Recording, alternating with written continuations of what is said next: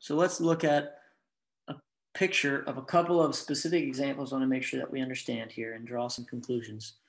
So these first three were examples that we did in the video where we had the same sample size, so 25, 25, 25, but we changed the proportion of the population. So you can see when it's close to 0, it's skewed. When it's close to 5, it's approximately normal. And when it's close to 1, then it looks to be skewed to the left. So these three sampling distributions, again, I kept the sample size the same, but this time the sample size was 100 and the population proportion changed from 10% to 5% or 50% to 90%.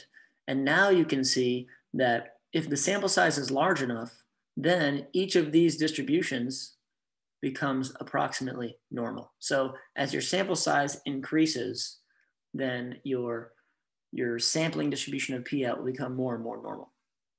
And I'll give you a rule to tell you how big is big enough for a sample size here in 1 second. And you can see also that the center of these distributions are always equal to the population proportion.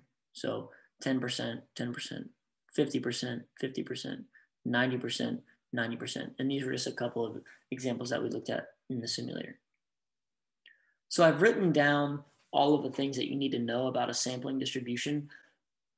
In terms of shape, we saw when it's small, if the sample size is small and it's close to 0, then it'll be skewed right. If the sample size is small and the population portion is close to 1, then it will be skewed to the left. The sampling distribution becomes more and more normal as we get closer to 50% for the population parameter, or if the sample size is large enough, or both.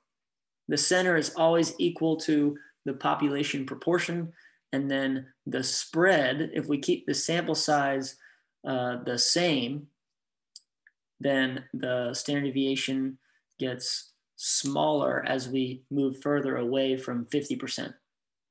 But what I really made a note of is as the sample size gets larger and larger, then the standard deviation will get smaller and smaller because there's less spread in the sampling distribution. Just to make a quick note here, specifically, if we multiply the sample size by 4, then that cuts the standard deviation in half. And that'll make more sense when we see the formula for how to calculate standard deviation.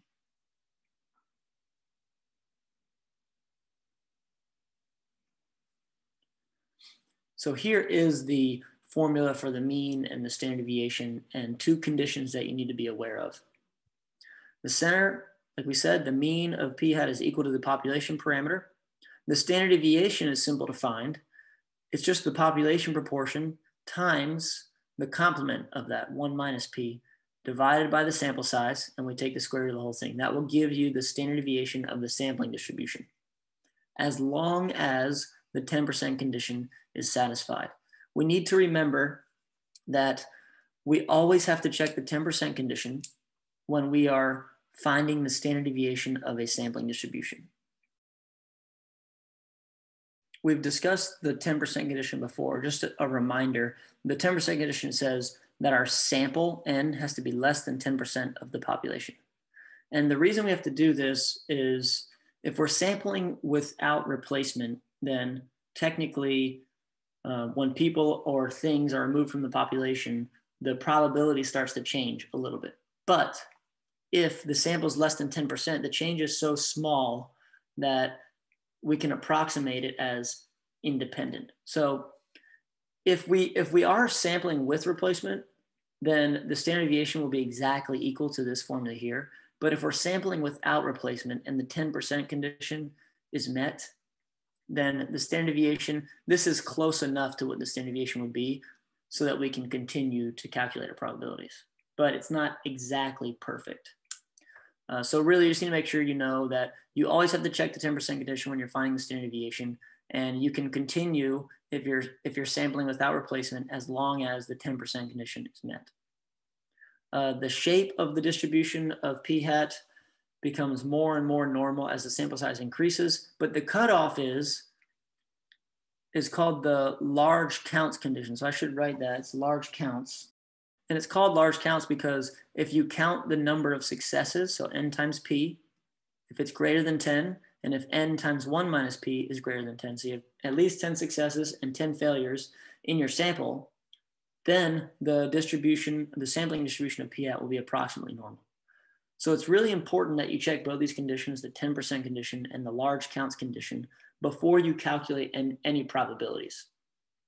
And to interpret what the standard deviation is, the standard deviation is the average distance of the p-hats from the population parameter.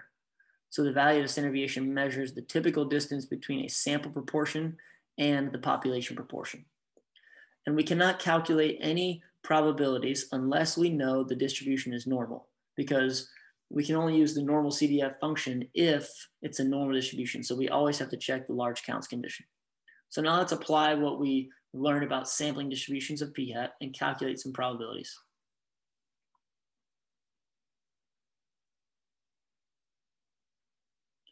So our first example, we're going to look at a sampling distribution of p-hat.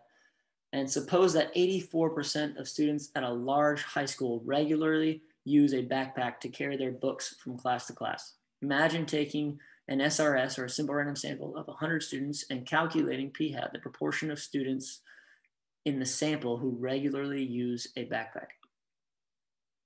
So identify the mean of the sampling distribution of p-hat.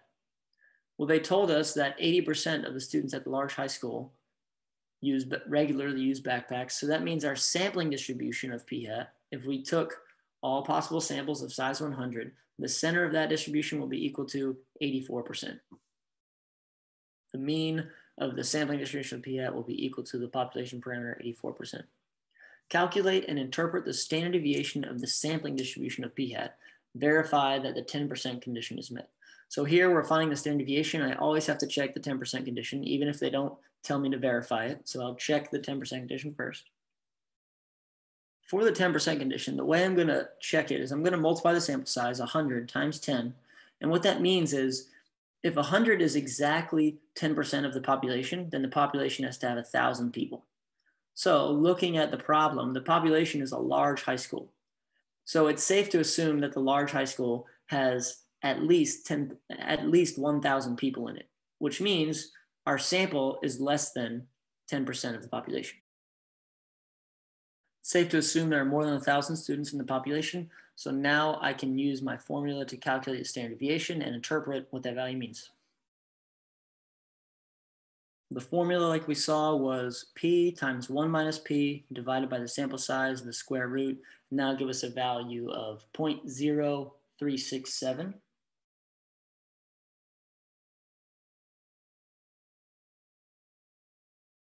Interpreting this value of 0.0367, the standard deviation, is in SRSs of size 100, the sample proportions of students who regularly use a backpack will typically vary by about 0.0367 from the true proportion of 0.084.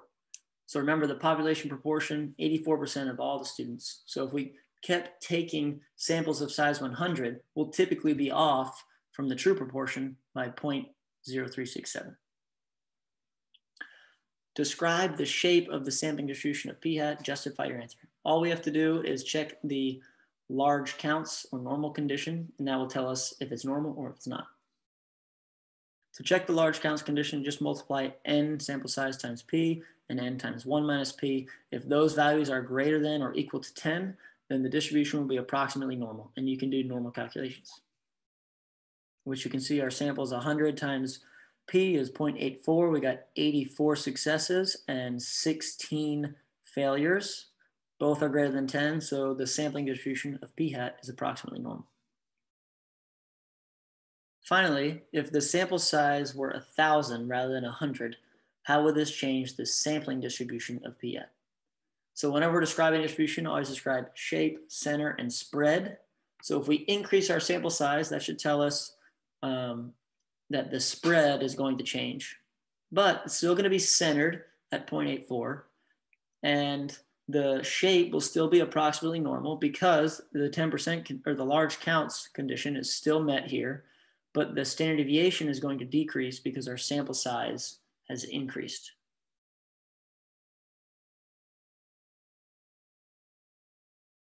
The shape, it's still approximately normal because the large counts condition is still met, more than 10 successes and failures. The center stays at 0.84, and since the sample size increased, the spread or standard deviation decreases. And I'm going to write out and show you mathematically why that is. Standard deviation, it's p times 1 minus p divided by the sample size. So previously we divided by 100, which gave us 0.0367. Now I'm going to divide by 1,000, and if you divide by a larger number, then your resulting value is smaller. So that's why standard deviation decreases. You can see a decrease from 0.0367 to 0.0116.